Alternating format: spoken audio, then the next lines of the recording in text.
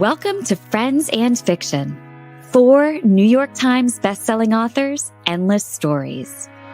Novelists Mary Kay Andrews, Kristin Harmel, Kristy Woodson Harvey, and Patti Callahan Henry are 4 longtime friends with more than 70 published books between them.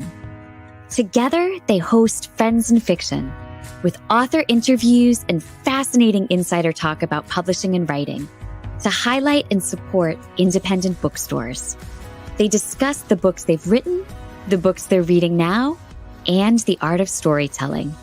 If you love books and you're curious about the writing world, you're in the right place.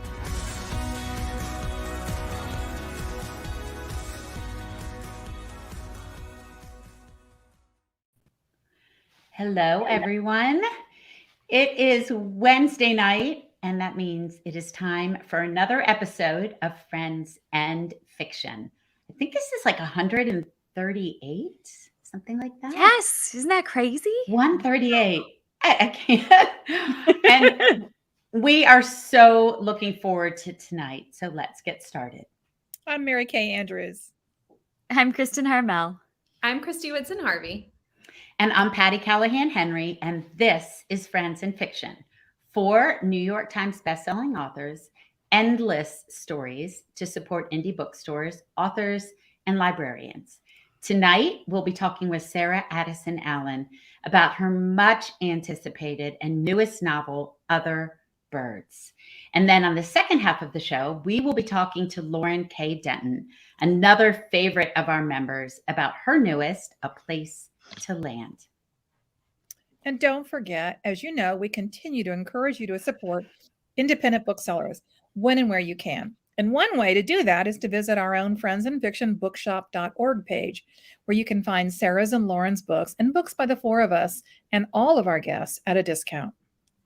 And have you seen our fall schedule for the Wednesday night live show? It's under announcements on our Facebook page. For all of you, our more than 90,000 members. Are we at 91 yet? 91,000 today. Yeah. 91,000 today, members. Next week, we have Shelby Van Pelt, the author of Remarkably Bright Creatures, then Elizabeth Strout on September 28th with her newest, Lucy by the Sea. What a lineup, you guys. You were not going to want to miss a single week, so go check it out. I know, I'm excited. Every week I just get so psyched. Like tonight, we're so excited. Yeah, I know. I told like 5 people tonight, we have Sarah and Lauren. They're like, I know. Do you think they're going to come on after how weird we were being backstage? I think they probably departed. I don't blame them. John's going to pull them on. We're going to say, bring on Sarah. And it's going to be like a blank screen. Yeah. So she'll be like, peace out. So we know many of you have been participating in our very first Friends and Fiction reading challenge, organized by our friend Anissa Armstrong. This month, the September challenge is a retelling of a classic. And if you're looking for a way to keep track of these books and your other reading, we recommend our beautiful reading journal available at our friends at Oxford Exchange in Tampa. Of course, that's a bookstore we've talked about many times. They carry our merch line. We love working with them, but that reading journal is pretty awesome. So for the reading challenge this month, we each picked our favorites, or our books we would recommend to you that are retellings. Mine was Beautiful Little Fools by Gillian Cantor, which is a retelling of The Great Gatsby from the women's point of view. I thought it was so inventive. Mary Kay chose Eligible by Curtis Sittenfeld, a modern retelling of Pride and Prejudice.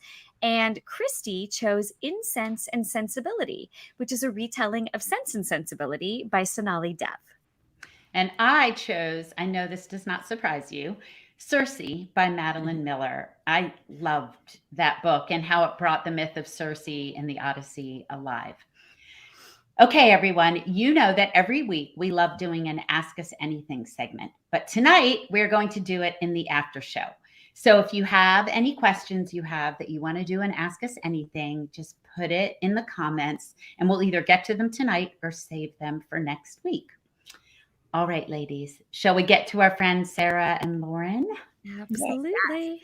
All right. First, let me tell you a little bit about Sarah Addison Allen, although I know that so many of you are such huge fans and I really don't need to tell you, but we're going to anyway.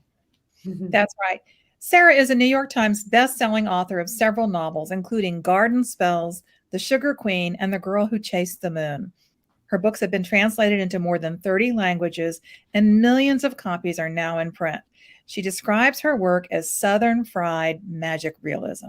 I love that. Sarah was born and raised in Asheville, North Carolina, in the heart of the Blue Ridge Mountains, and she grew up with a love of books and an appreciation of good food, which she credits to her parents. She majored in literature in college. After publishing 4 best-selling novels in 5 years, Sarah took a hiatus to return to writing with her 2014 bestseller, Lost Lake. Sarah's new novel, Other Birds, was just released. It is so whimsical and lovely and smart and a page turner of a book. And this is the second week it's out and the second week that it hit the New York Times. Yay, So Sean, can you bring Sarah on? Hi, everyone. We are so glad you didn't leave us. I am here just to see what you guys have to say. No, we're here for you, love.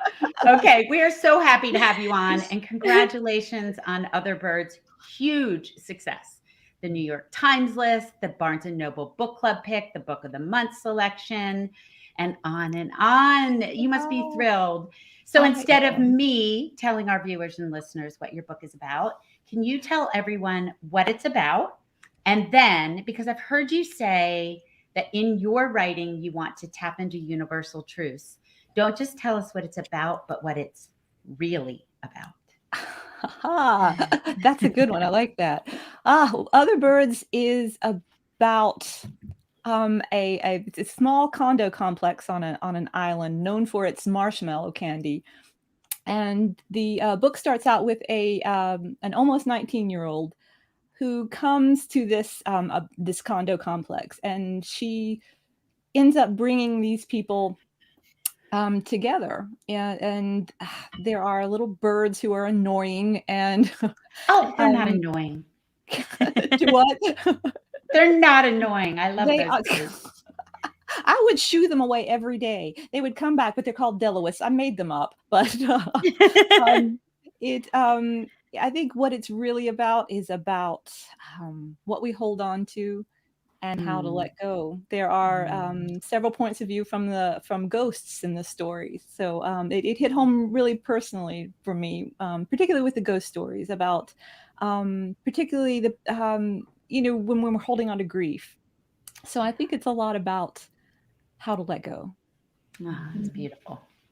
Yeah, it is. Yeah.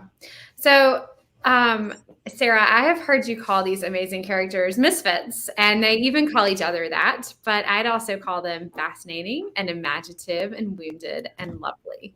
You wrote from all their points of view, even the ghosts, although Zoe is the flowing river of the story. She brings us into the town, the condo, the lives of others.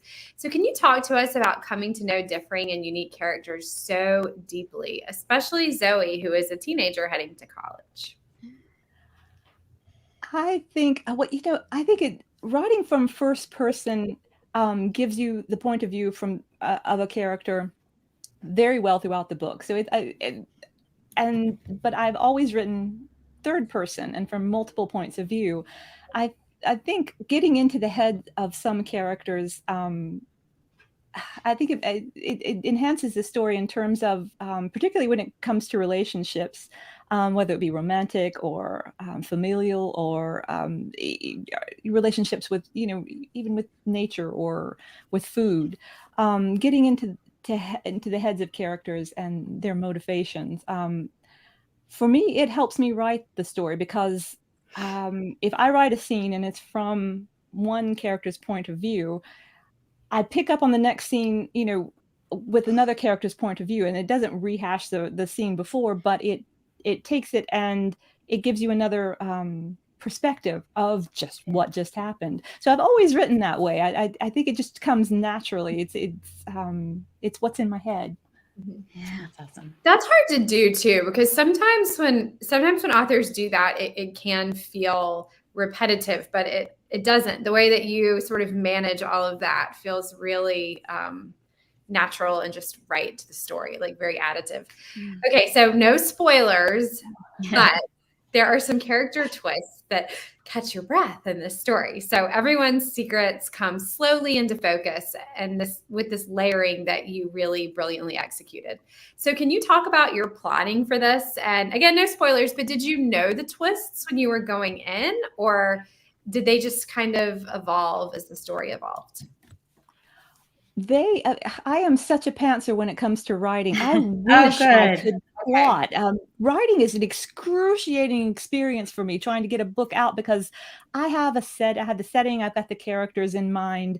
I have a general idea of where it's going to go, but it always ends up surprising me.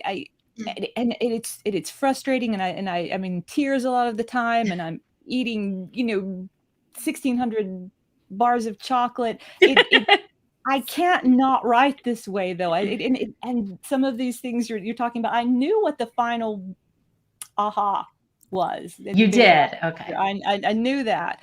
But as far as the other ones, some of them surprised me. I went, oh, and then I have to go back to the beginning of the book and sort of weave in the Easter eggs, because there was absolutely no clue up until that point what some of these aha moments are. So it's painful and it's frustrating, but it's very organic. I have tried plotting and I can't. It doesn't flow. Wow. Gosh, and I wish I could do it that way. Like, that gives me such anxiety, but obviously, like, it works so well for you. It is endlessly fascinating to me how each and every one of us does it in a completely different way, Right. And it's our path, and it's what we take you to. Yeah. And you can't really teach it. It has to be your voice, and it has to be your story. And I think that's one of the reasons, when it comes to writing advice, so many people say, just sit down and do it. Yeah. And whether or not it's their process, your process, any process, is just sitting down and getting it done. That is so true. You can't do anything if you don't have those words on the page. Right. So Sarah, talking about magical realism a little bit, we slip easily between worlds in this novel, losing ground and then gaining it back with this really charming prose. You often write about magical realism, and your character Zoe says, "The invisible isn't always imaginary." I love that so much. How would you define magical realism, and what does that mean to you? Magical realism is a way of seamlessly putting the unreal into the real. It's not fantasy. It's not, otherworldly. It is the world in which we live, in which magical or unusual things happen, and they are not magical or unusual in the whole context of the story. I had no idea what the genre was until I was in college, and one of the very first books of magical realism I read was The Passion by Jeanette Winterson, but also Like Water for Chocolate, and there's a book called I Am One of You Forever by Fred Chappell. And it was like, when I read these books, it was like taking a geode and cracking it open, and inside the sparkle was inside. I had no idea that this kind of fiction existed, and I didn't think of writing it at all until much later. But to this day, those first works of magical realism I read are my favorite. They're the ones that live in my head. Oh, I love that. And that example of the geode is such a good one, because the follow-up question I have for you is about how you mix the real with the magical, sort of. So even with the magic, we're really grounded in reality here. So when Oliver said, for example, "I knew that she had a long road ahead of her, learning to accept that the one person you wanted to love you the most was the one person who never would." There are so many one-liners like this that are so real, that just hit us right in the heart. So can you talk a little bit about toggling between two worlds, the whimsical one and the magical, the whimsical and the magical one, and also the solid and the grounded one at the same time? Can you talk a little bit about striking that balance? I think one of the reasons that magical realism resonated with me it was in the context of, I've always been a daydreamer. Yeah. And there are some ways in which the real world is profoundly disappointing to me, because it is not like the world I have in my head, like the way things should be, or the way I want them to be, or I think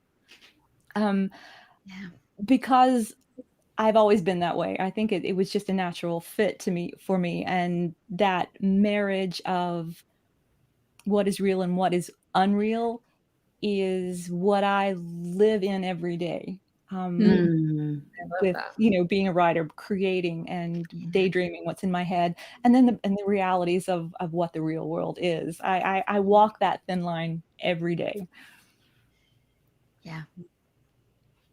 And I think part of your magic is that in your magic is that you don't call it magical. You're Yeah. just accepting that we can talk to a ghost or that there are Delawisps, or so you don't try to explain it like this magical bird is here splitting around. You just say it like it's real. Just part So of the world. there isn't a delineation of here's the magic part and here's the real part, right? Yeah. They're Exactly blended right. together. That's exactly right. Yes, that's a very good definition of magical. I should have asked you first. Let's go to Patti and let's get your definition of what Let's go to magical Patti on realism is. this All one. about I thought a lot about it because you just do it so well. And anyway, onward. Go ahead, Kathy. I think it's appropriate that we're talking to you at dinner time because food is often at the center of your stories, and it is here again. The chef, Mac, a James Beard Award winner, has his own literal ghost. He makes food for two of the other characters and even a special dinner with his own menu. In your dedication, you say, to the memory of my mom who taught me that food is love. It was the first and best magic I ever knew. Oh, I love Yeah, I that. think I would say the same thing about my own late mother. But if you would, talk to us about how food is so important for you and your books. Food, because of my mom, I've always equated food with love. And many of you know the story of the reason I took so long between books is when my mom had a catastrophic brain injury, and she she was profoundly brain damaged, and I watched her die for 4 years, and it was such a hard time. And during the first few months, up to almost, I guess, the first 8 months after it happened, I lost a profound amount of weight, and there was nothing more illuminating to me that equation of food is love is when I lost my mom on that emotional level. She was not here. She was my best friend.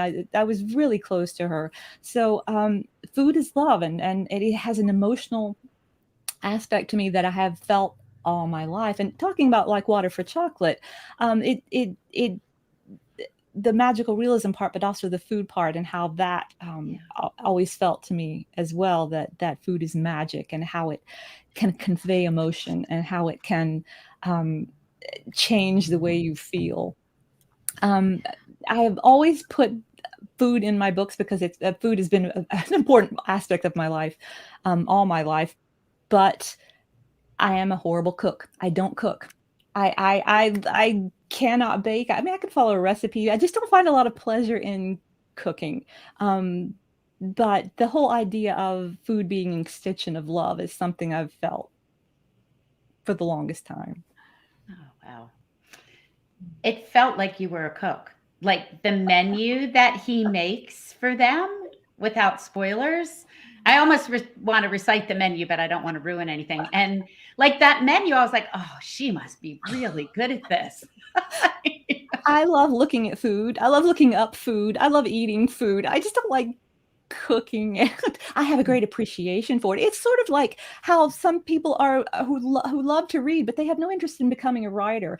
I Sure. love to eat. I just don't have any interest in becoming a cook. I feel really seen in this conversation because I have all these cookbooks and like I love them. I love cookbooks. I like to buy them. I like to own them. I like to look through them and look at the pictures and read the little stories but I do not like to cook.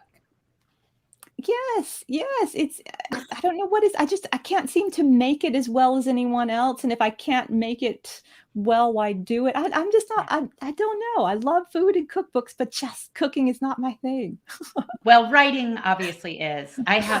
We have one comment I want to read out loud to you from someone who's watching that can drop comments in, and she said, "Thank you, Sarah, for enduring all of that so that we can enjoy your lovely book." When you were talking about the pain of it, I know, isn't that the best thing to read? That is. Thank you for that. We're just going to pretend they said that to all of us. So I want to talk a little bit about themes because I see so many that bubble up in this story. Of course, mothers, stories, letting go. I just got choked up talking about your mom. Books, home, finding family, and the gossamer threads that connect us all. But I want to talk about one of them right now, stories. They're so important to you and to this novel. You even open with an epitaph about how stories are fabric we put over our ghosts so we can see them. Ooh, so good. A quote from the author in the novel, but this line caught me too. Zoe was uneasy with the thought of untold stories. What happens to them? Where do they go? When I read that, I got out my highlighter. Where do they go if they remain untold? So can you talk to us about this idea and the importance of stories to you? It came to light in bright bursting colors after my mom passed away, and I started cleaning out her house. And some who are watching might be following the letters to my niece. I've been watching, writing about clothing I've been finding of my mom's. And, you know, these things will go to her someday, and she will not have the stories. And because her mother, my sister, died within days of my mom, you know, she doesn't have a mother to tell her these stories as well. So I started writing Other Birds, and then I put it aside, you know, going through that tough time. And then I picked the story back up after my mom and sister died, and it had whole new meaning to me after they passed away. The themes of the book had an entirely new meaning, and then the idea of stories had an entirely new meaning to me, knowing that I had to pass this torch to my niece in some way, and to think about all the stories that she didn't know that I needed to tell her. And I think that was the aspect that I put into this book in particular. And when Zoe says those words about what happens to stories, I was thinking about what would happen to these stories of my mom and my sister if I don't tell my niece. Oh, yeah. Oh, it was so powerful. I feel like you alchemized all that pain into some really profound lines in this book. So I was a different person before I started the book than from I was afterwards. What I went through added a dimension to the book that would not have been there otherwise. Yeah. But just in real life, I think I'm a different person as well. After all, how could you not be? Yeah. Oh, yeah, absolutely. Patti, do you want me to grab a live question? Yeah, will you please? Sorry. Yeah. Absolutely, sure. Okay, well, actually, let me ask this one. Karen Smith Means asks, why didn't y'all give Patti the red pink memo? So Patti was wondering the same thing. But and wait till Lauren comes on. We're all wearing it, exactly. We got the memo too. I feel like I'm in 7th grade and nobody told me about the slumber party. Nobody. All right, but a question for Sarah. Robin Shelley says, and this is a question from YouTube, someone watching on YouTube, was it difficult for Sarah to identify her genre early on? And she adds, I'm writing a book with some magical realism, but not enough to classify it as that. Did she face roadblocks because of her unique ideas? I think that's a great question. That is a great question. My very first published work was a Harlequin romance. Oh, really? Decades ago. Yeah. And I thought that was going to be my career because, I loved reading them as a teenager. And so I thought, when I graduated from college, let's give this writing thing a try. I went for romance. I had one book published.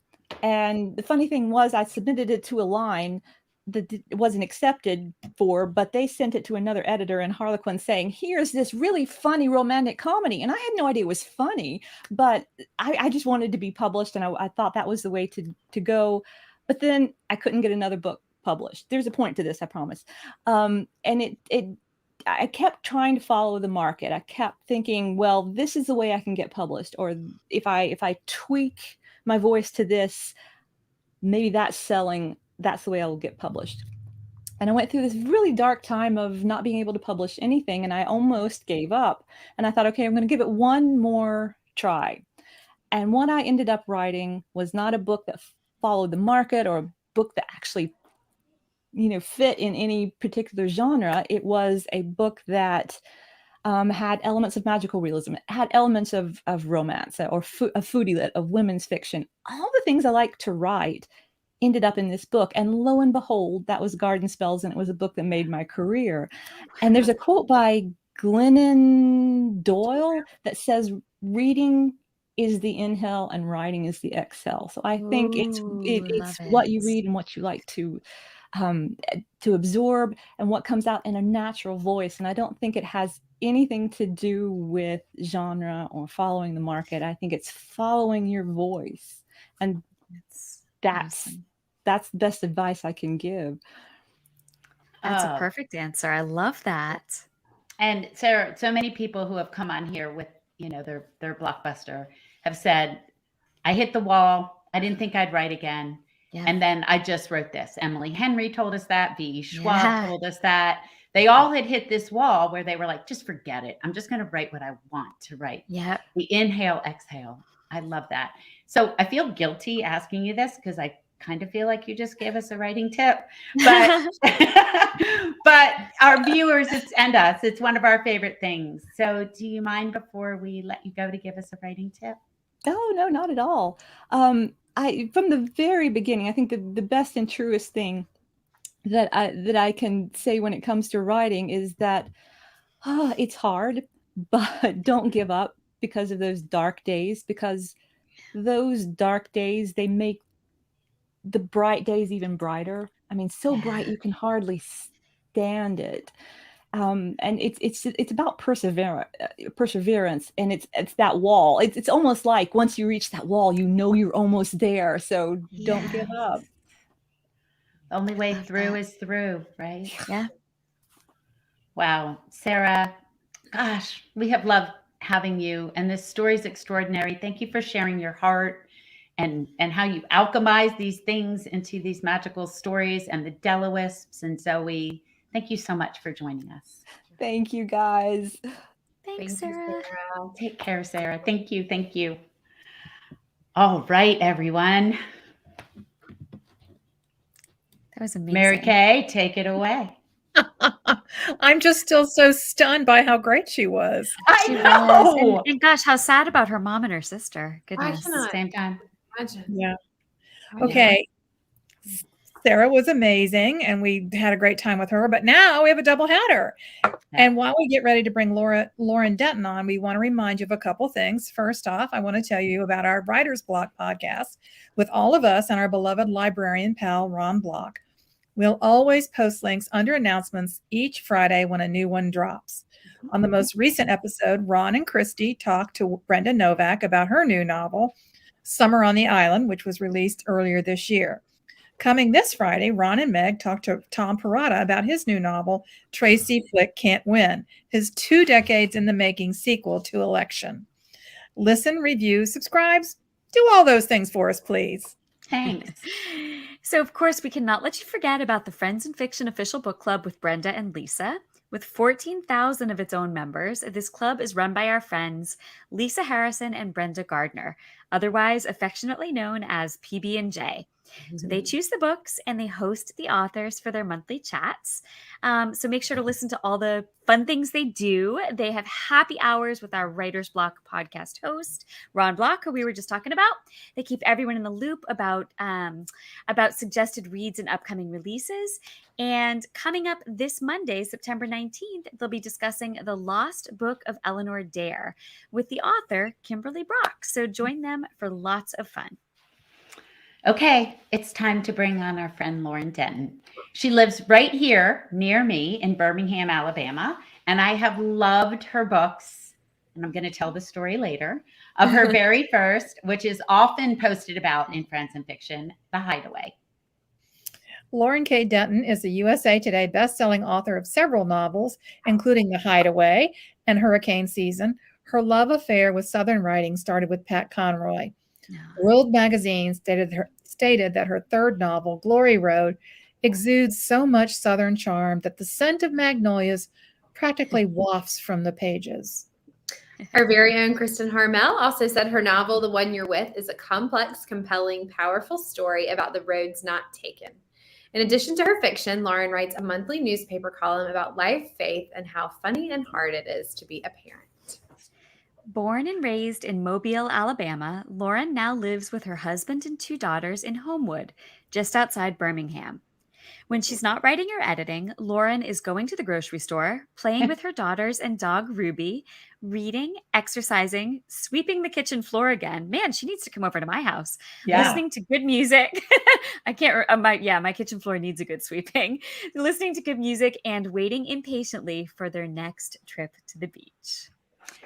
Lauren's new novel, A Place to Land, comes out on October 4th. Sean, could you bring Lauren on? Hi, my friend. Hey, hey, everybody. Hello. You got the memo. And I did, Patti. I'm sorry. don't think I forget this. I don't forget these things easily. Lauren, welcome, my friend. Hello. We're so Thank you. excited to have you. And just like we asked Sarah, can you not only tell us about A Place to Land, tell us what it's about, but then our favorite, what it's really about? Yes, I love this question. So, A Place to Land is about what happens when 2 women who thought they had effectively left their past in the past, when they discovered that it is not as buried as they thought it was. We have 2 sisters, Violet and Trudy Figg. Violet is a bird watcher. She volunteers with the Audubon Society and counts and watches birds and bird habitats. And she, with her sister Trudy, they own a handmade art shop in a little town called Sugar Bend, Alabama, called Two Sisters. And her sister Trudy makes mixed media art pieces that they sell in the shop. And she doesn't speak. She writes, she communicates through pieces of paper. And towards the beginning of the novel, a boat that has been buried under the river in their town for 40 years rises to the surface, and with it comes all of these secrets that they thought they had left buried in the past. And Trudy and Violet have to decide what they're going to divulge and what they're going to keep hidden, and how all of that is going to affect the relationships with the people around them that they love in this little town. But what it's really about, I love this. This is a great way to learn about the book. What I think it's really about is the love between these 2 sisters, and really how far someone will go to sacrifice for someone they love. And I think it's also about finding out who you really are and being able to step into that purpose and calling in your life, really, without having regrets or the past kind of pull on you. And it's really about finding your place and finding home. And I feel like all of my stories in some way are about finding where you belong. Oh, I love it. Well, the place where these 2 sisters belong, Sugar Bend, it's so beautiful and it's so evocatively written. I want to move there. Your opening begins with Sugar Bend has always been known as a place of secrets and mystery.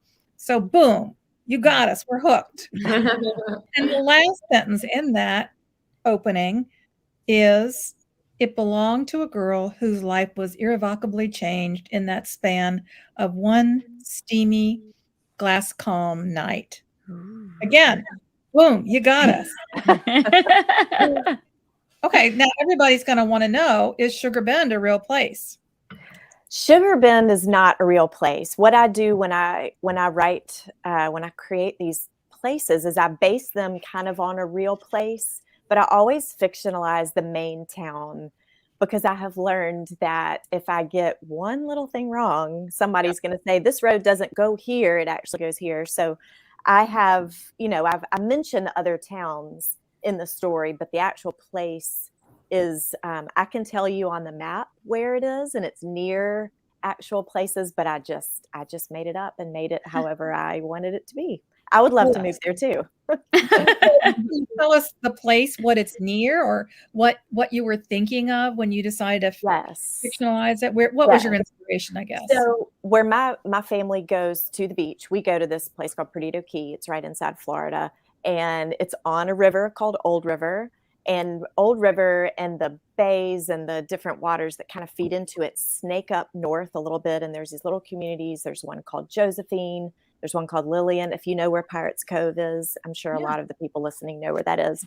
Back up on those little river towns, that's what I base this on in my mind. Just a really, shady, little, not shady bad, but like actual shaded town. Like oak tree shade. With trees over the water.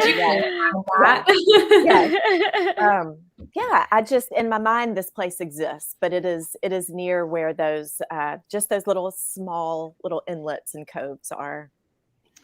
Well, you do Southern and you do humor so well. And I know your tagline is Southern Grace and Grit, Humor, Hope, and Love. We know you grew up in Mobile and now live outside Birmingham. Talk to us about how the South affects your writing and your view of the world and your storytelling. Oh, I think for me, when I think of writing stories set in the South, it always, like I said, it always has to do with your home and where you belong. And I think no matter where you live in the country or in the world, where you came from matters. But I feel like in the South, there's just such an emphasis on where you came from, where your people are, and what your feeling about that is. There's just as many people never want to return to the place of their birth as the people who can't wait to get back to where they came from. And I don't live where I was born. My family, my dad is there, my brother's in Atlanta, but we drive down to Mobile a whole lot, and I miss it. It's a place I always thought I would end up, and I love Birmingham, and we're here to stay in Birmingham, but that pull is still there. So for me, I just write about the places that I know really well, and there's something about the weather and the voices and the food, like Sarah was talking about, and just the emotion, I don't know, tied with being from the South and where your people are, that really resonates with me a lot. Yeah, that makes sense. Before I get to my question, I just have to read this comment from our friend Bubba Wilson, who says, well, my TBR stack is going to get bigger. Good grief, it is already impossible to resist this book, which I think is such a nice comment. Yeah, Great. and she's right. It is irresistible. So Lauren, you talked a little bit about this. The past comes to visit the present in this book, both literally with a boat that's been buried deep in the river, and metaphorically with the truth of the characters' lives. We have Trudy and Violet and Maya. Did you know, and without spoilers, did you know these secrets of the characters' pasts before you dove in, or did you discover them along the way? Oh, goodness. I knew a lot of them. I didn't know everything, though, especially about Maya. I didn't know how she was going to play into the story, but I knew from the beginning. This sort of goes back to that original little nugget that started this whole story idea. I had a thought of a hurricane coming through and something being revealed that had been hidden. And if anybody's read this, there's no hurricane in this story, but that idea of something being hidden that is revealed kind of kept sticking with me. So I knew that was going to play a part in Trudy and Violet's story. And then I wanted to have a younger voice in there. And Maya, I don't even know where she came from. She just came out of nowhere. And I thought she fits with these sisters in a really interesting way. So I wove her in, but she was kind of a surprise how her relationship to them and her relationship to her grandmother and all that was going to play. It was fun to see that come together. Well, talking about that, let's touch on mothers for a second. So Trudy, Violet, and Maya's mothers all left them. Can you talk a little bit about this and why Trudy and Violet might have felt compelled to help Maya while knowing this? Yes, I think, that's one of those things that often when I write a story, all of these connections, I make all of these connections after I've finished writing it. And I see how little ways I've put myself on the page or little ways that I've put my own thoughts into the page. But for Violet and Trudy to have both had this mother that willfully left them, that chose to leave. And then Maya's mom, again, we don't want to give any spoilers, but she didn't choose to leave. But I think they saw somebody in her, they saw in Maya who they were years and years ago when they were sort of without a, I don't know, without a rudder on their boat. Is that the right metaphor? I guess, kind of steering them. And so they could be that for Maya. And I really liked giving Maya a place to find her home with these two sisters. Yeah. Yeah, I like that. I'm actually glad to hear you say that, because sometimes I do that same thing. Like I'll finish a whole book and then be like, oh, wow. That's what it's about. Yeah. There's actually this one interviewer that she's interviewed me for every single one of my books. And I truly now I'm like, can we schedule her very first? Because she'll ask me these questions and I'm like, oh my gosh, I didn't even put that together. Yeah.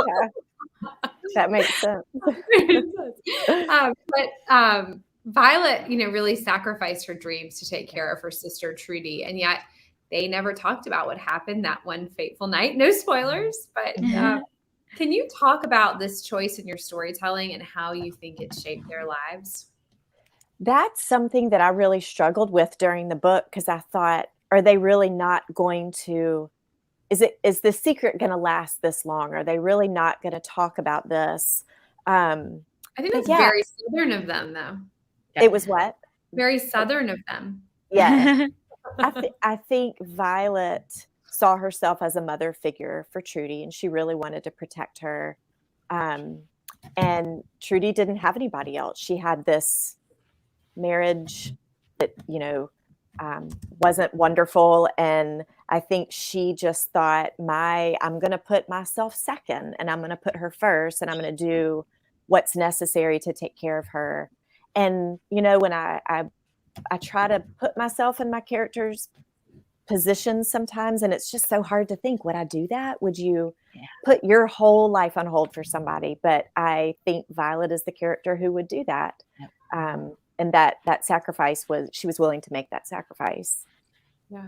Well, and both sisters have these ways of coping. Trudy with her art made of lost objects. And just like Sarah's book, coincidentally, birds play a really defining role in the story for Violet. So can you talk to us about that? Yeah. Those birds just popped in there. That was not there at the beginning. But that from the beginning, I had an idea of the story being just a little more mystical. And I knew that I wanted this fishbone element, without saying too much, to be in the story. And when I was writing that first scene, actually the scene on the scene on the dock, I wrote way early, way before I had written anything else in the book. And this bird just showed up out of nowhere. And I don't know where that came from. But I like that it was outside of people. It was just something that sort of came from nature and from the world, and it sort of carried through. And then towards the end, we can see how it sort of shows the two sisters how life is going to be different going forward. Right. Hey, Kristin, do you mind pulling a reader question real quick? Absolutely. Yeah, sure. Let me just scroll through. Heidi McCahan would like to know, Lauren, are you a plotter or a pantser? Obviously, Sarah earlier was talking about how she kind of writes by the seat of her pants, and which is the difference. Pantser's writing by the seat of your pants. I'm not explaining to you, Lauren. I'm explaining to the audience. And plotter, someone who outlines. I'm glad that you brought Lauren on to tell her that. I'm glad you explained it. I'm going to teach you about writing tonight, Lauren. I'm glad you've joined us. Yeah. No, I will take your lesson. Do you tend to be a plotter or a pantser? I think I am jealous of people like Sarah who can just start writing and see where it goes. I really wish that I could do that. But I really think I'm somewhere in the middle. My plotting is a notebook, and I just write everything down that I can think of with these characters and the conflict and where it's going. It's almost like stream of consciousness. And then I'll be a little more serious, and I'll put it on a Word doc, and I'll bullet point kind of what I think is happening. But I don't plan out whole scenes. I don't plan out whole chapters. I have a pretty loose idea, sometimes more firm than others, of what my end scene is. I kind of have an idea of where I'm going, because if I don't, I think I just wiggle all over the Yeah. place and I don't ever Yep. make it anywhere. So maybe a Same. plantser. There's something in between the two. I call myself a plotzer. Okay, same thing. There you Yeah, go. that's good. Plotzer. There you go. There you go. Well, Lauren, I know you just sort of gave us a writing tip, but I have to say, this has happened a few times in the show where the themes have echoed so much and we didn't know it. Yeah. And there's such a deep theme in both of y'all's works about mothers.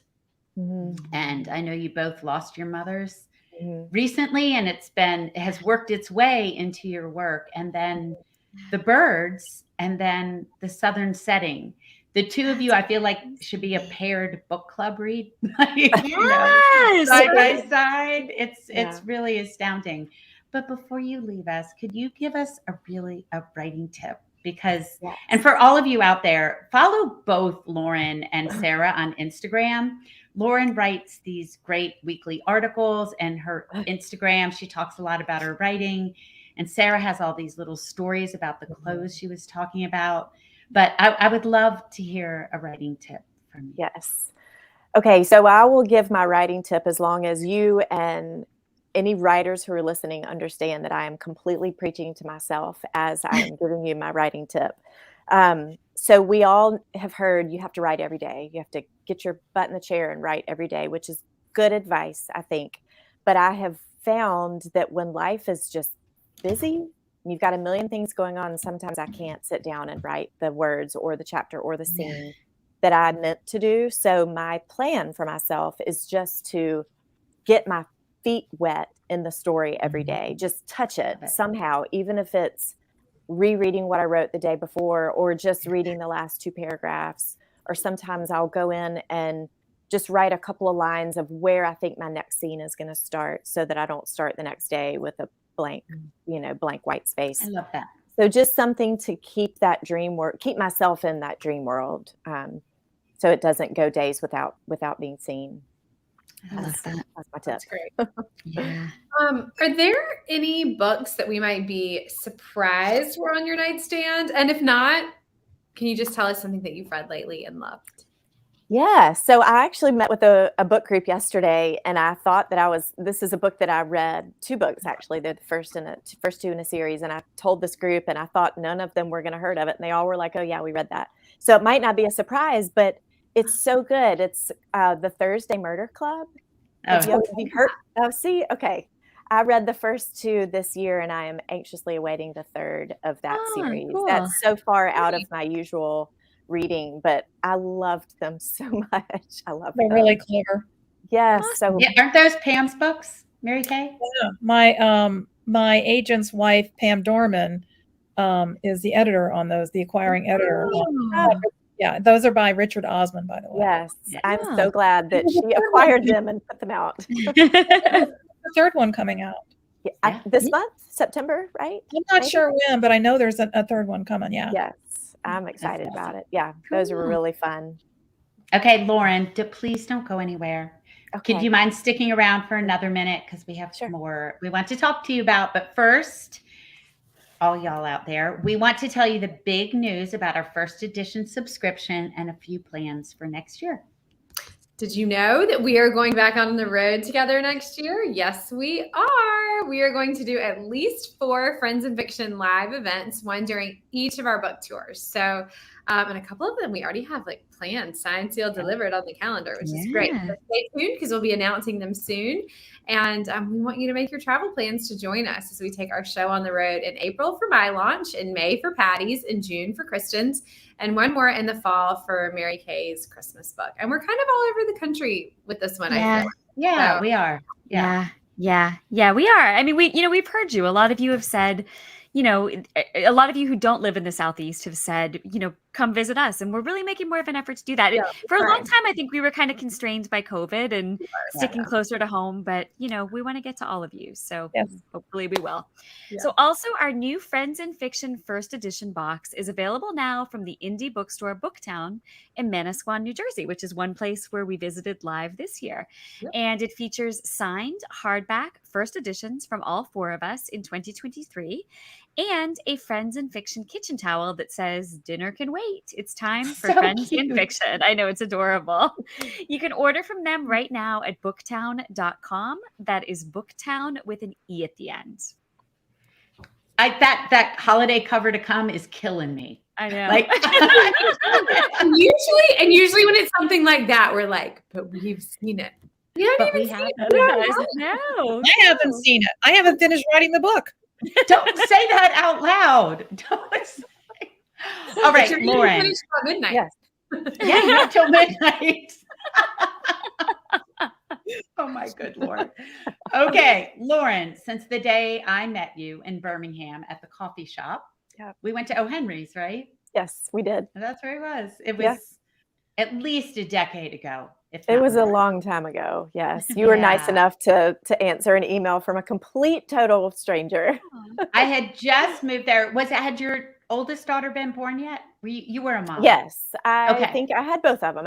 You did. Yes. Okay. Mhm. Okay. So since that day, I've known that stories are important to you. So, and I've met both your mom and your dad at in Monroeville. That's Talk right. about stories, Monroeville. Yes. Right.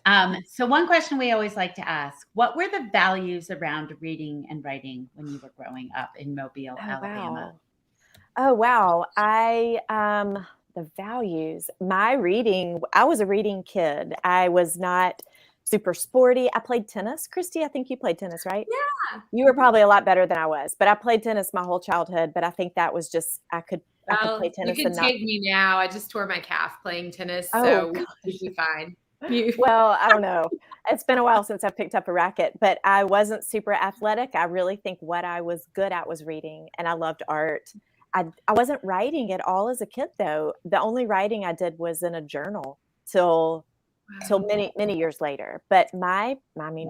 what parents aren't supportive of a kid's reading habit? I was the kid who would read the back of the cereal box and the toothpaste tube, and we had to build extra bookshelves in my room to hold all my Babysitter's Club books. And my parents gave me money to go shop at the Scholastic Book Fair, which back then was actual books in the library. They would set them up on racks, not the little flyer we get home now. So yeah, my parents loved that I read, and they love that it has turned into this. And we do a lot. Reading is a big part of our life now with my kids. I mean, our house is full of books, and we go to the library all the time. And I think that from my childhood is just carrying on through my kids' childhood. And it's just one of the best things I think I can pass on is just a love of stories and using that as an escape and as entertainment and as a way to find your own voice. I love Yeah. Oh, great using question. story to find your own voice. I love that. Yeah. Lauren, thank you so much for spending time with us. It's always such a pleasure. Thanks for talking about stories and finding your voice, and Trudy and Violet and Meg Walker really wants to know what the crossroads are at Sugar Bend. It's Sugar Bend. I'll draw her a map. I'll send her a map of it. Will you send her a map? Mark the spot. Yes. Okay. Oh, this was so fun.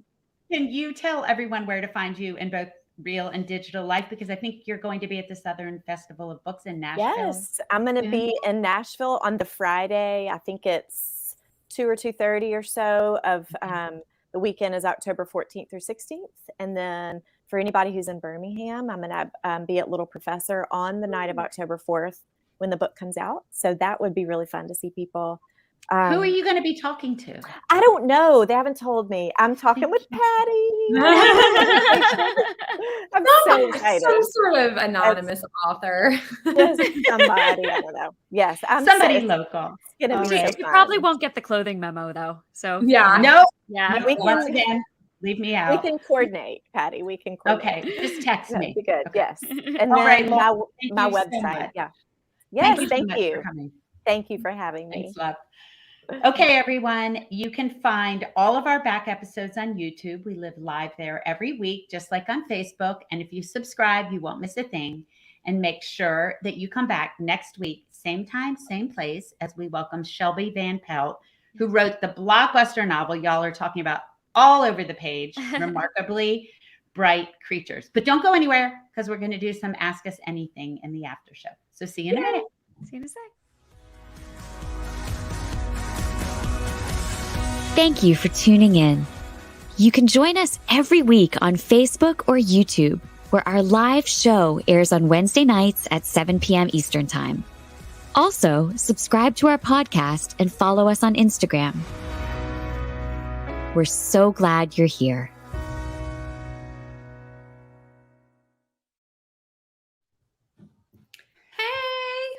Hey guys, how's it going?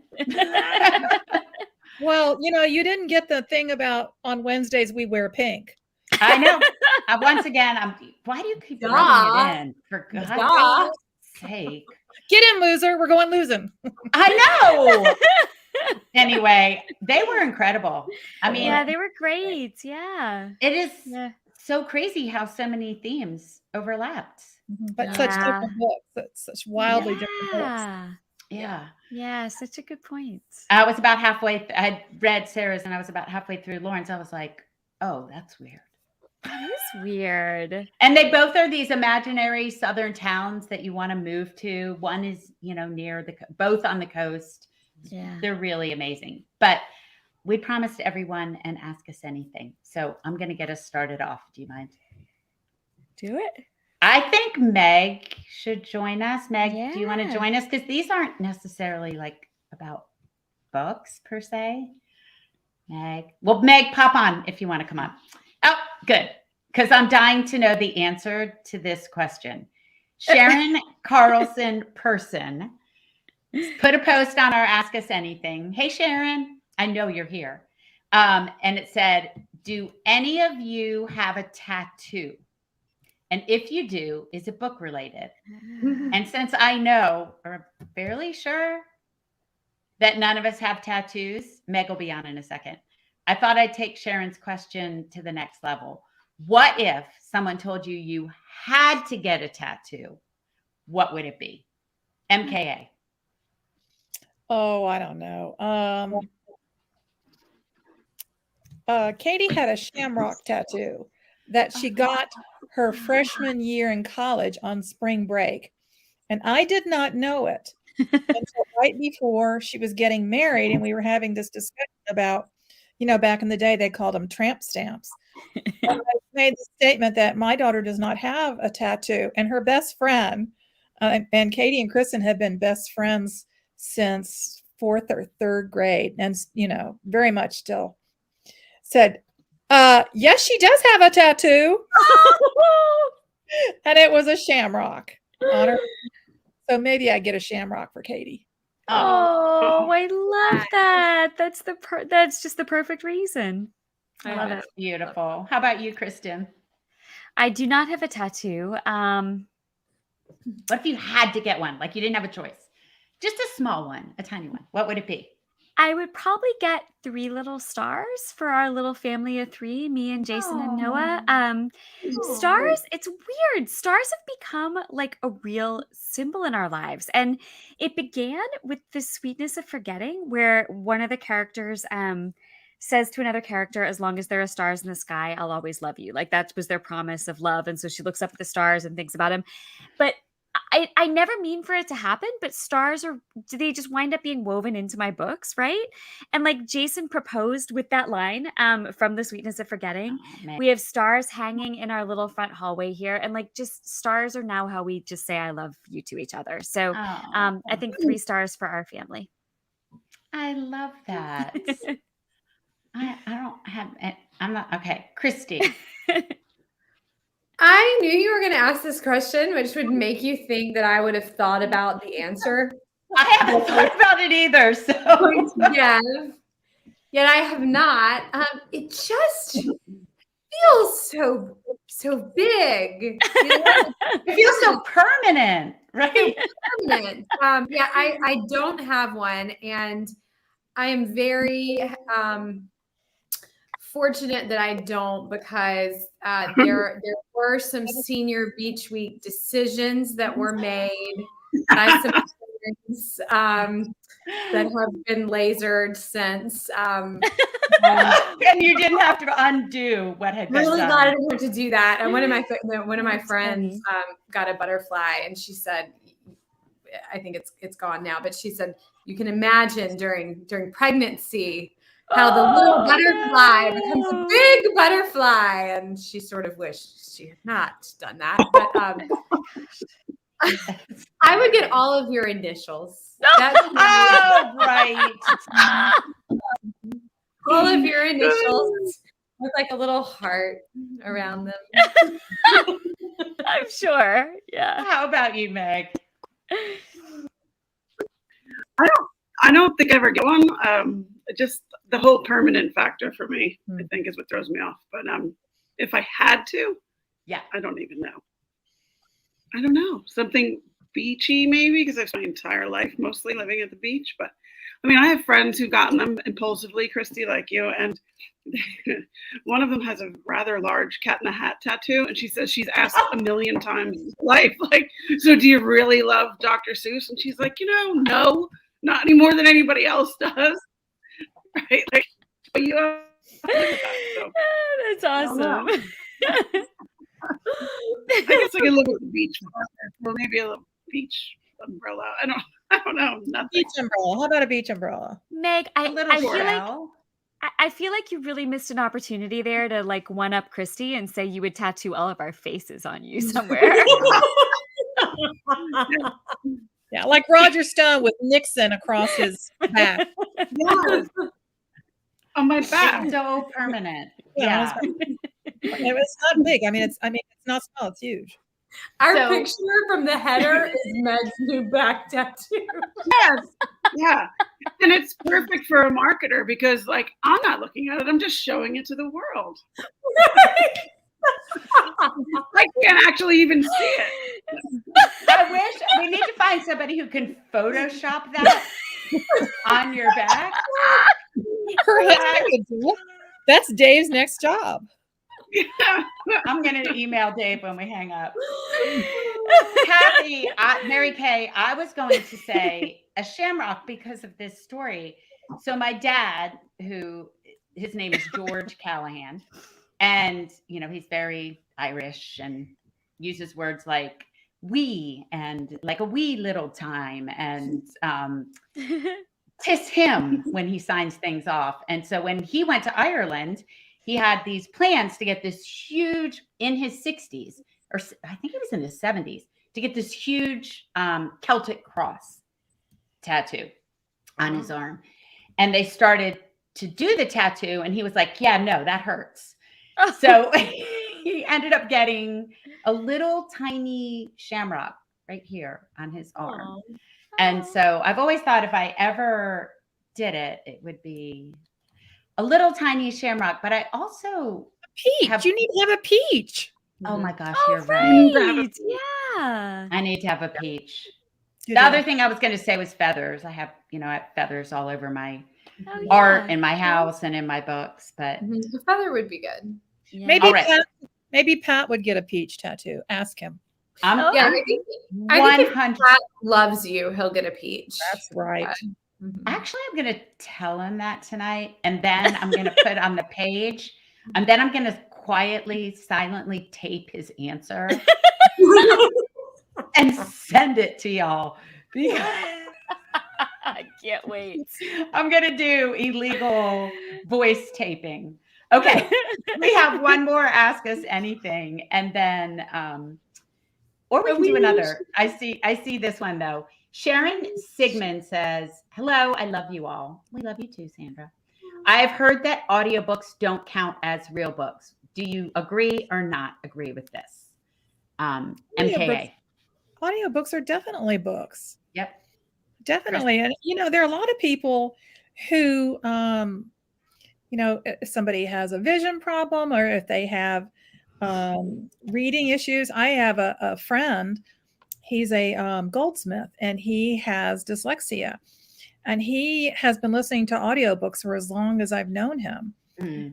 And I don't see any difference at all. I think it's just a different way to enjoy stories, and that's what we're about. 100%. Yeah. How about you, Kristin? Yeah, I would actually go so far as to say an audiobook gives you a completely different way to read the same book if you want to read it twice. Like, if you know what I mean? Yep. Like if there's a book you've loved, hearing it in someone else's voice with someone else's inflections and someone else's interpretation of those characters gives it a completely different read. And vice versa. If you hear it on audio, then to read it yourself, I think it's a different experience. I love listening to audiobooks. It's a great way to pass the time in the car, while you're doing chores around the house, things like that. And for me, it absolutely counts as reading. Yeah. How about you, Kristy? Me too. Like 100%. Absolutely. Yeah. I sometimes if I'm really loving an audiobook, I will then go buy the hardcover. If y'all don't get our newsletter, we always say what we're reading in the newsletter. You should get our newsletter if you don't. It has great behind the stuff with the authors, but I've been reading Tomorrow and Tomorrow and Tomorrow by Gabrielle Zevin, and I was listening to it on audio, but I never said I was listening. I said I was reading it, but my road trip and all the travels I had were over. So I bought the hardcover so I could finish it. And it is a completely different. It is. We interviewed on our Writer's Block podcast, we interviewed the man, Don Katz, who founded Audible. And if you want to listen to that, Sandra, it's really interesting about how we consider these books or not books and why they are books. Meg, what do you think? Great question. I absolutely think I think any way you can consume a story, you're consuming it. So I mean, I listen to a ton of audiobooks, and I don't believe in that whole line that it's like, or whatever. It's not a test, right? We're all just enjoying books. Yeah. That's a great line. It supports us still. I mean, it's still supporting the author. Like when you get the audiobook, it's still supporting our work and our story and our career and all of that. It's I think with children too, like when my kids were young, we would drive from Atlanta down to St. Pete over the holidays, and that was at the time an 8-hour drive. And I would go to the library and get the unabridged British versions of classics. And one year we listened to Treasure Island, and my kids never forgot that experience of listening. They were hanging on every word. And if you try to read, the original, it's dense prose for a child, but it came to life on the audiobook. The same thing, we listened to Call of the Wild. Oh, wow. Another great classic for the kids to listen to. Yeah. That audiobooks helped me with my son. He was like, he would have trouble getting into a book when he was a lot younger. And I said, well, try listening. And so what he would do, he did this himself, was actually listen while reading, so that he having it read to you while you were also reading it. And it really sunk in then for him, but he enjoyed it. I think it's just an enhancement. I know I've talked about before, one of my favorite books is The End of the Affair by Graham Greene. And Colin Firth reads the audiobook. Oh, nice. I asked on our group the other day for audiobook suggestions, and I got so many good ones, but that one I'm going to have to, because I've never read that book.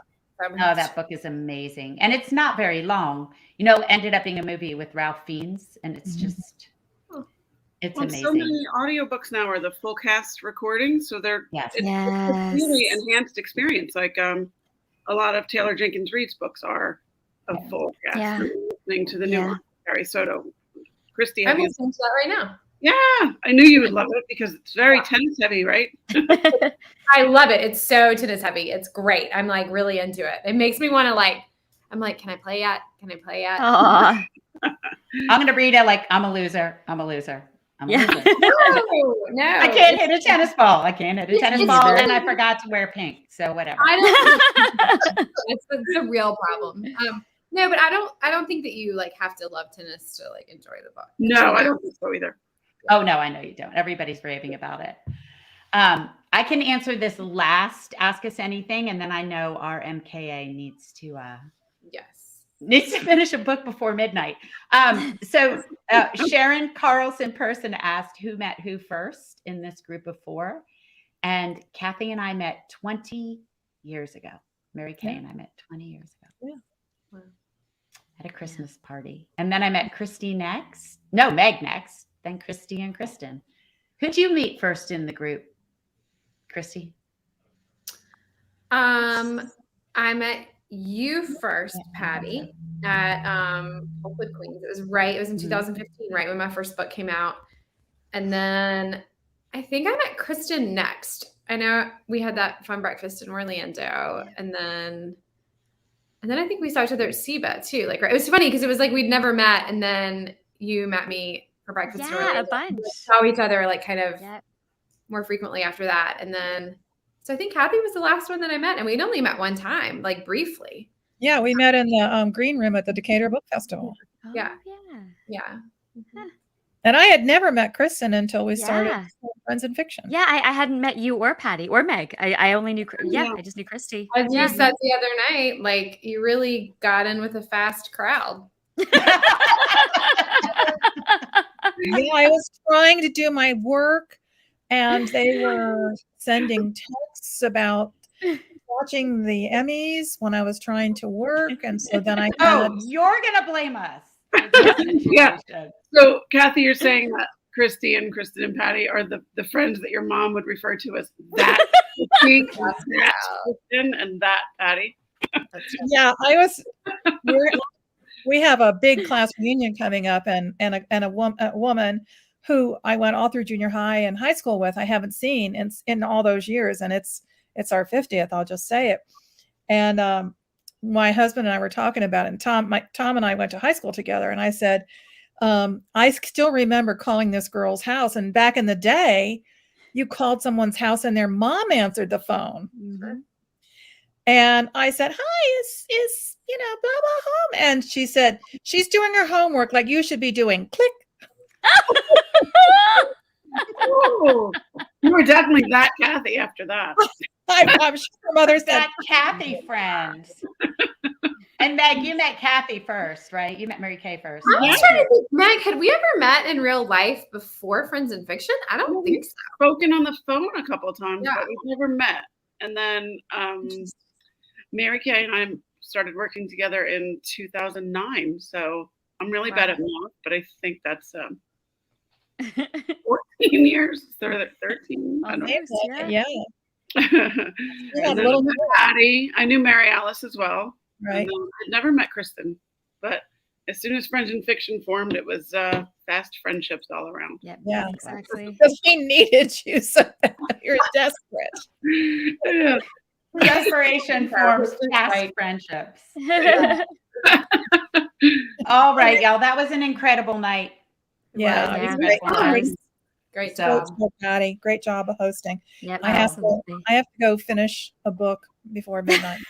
Good luck with that. Let us know if you want us to round robin that ending. We're here for you. We got it. Yeah. We're going to be texting you. Just We don't want your chariot to turn into a pumpkin, so get it done. Okay. Good night, everybody. Good night, everyone. Good night.